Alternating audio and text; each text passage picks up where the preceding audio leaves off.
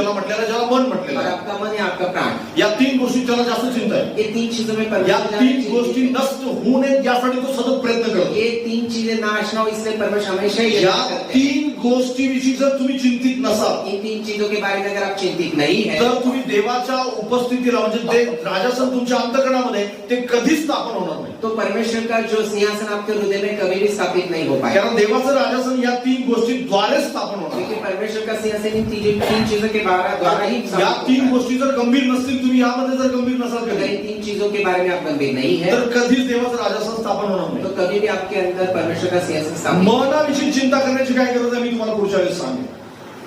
मनाविषयी चिंता करण्याची का गरज आहे, मन के बारे में चिंता करने की क्या जरूरत है, मैं अगली बार आपको पण बताऊंगा. एक गोष्ट मला त्यातली सांगू देतो तुम्हाला. इसमें से एक चीज आपको बता दूं. मन एक अशी जमीन आहे की ज्याच्यामध्ये देवाचं वचनाचं बीज पेरलं जातं. मन हमारा ऐसे एक जमीन है जहाँ पर परमेश्वर का वचन बोया जाता है. समजा ती जमीनच खराब झाली, अगर वो जमीन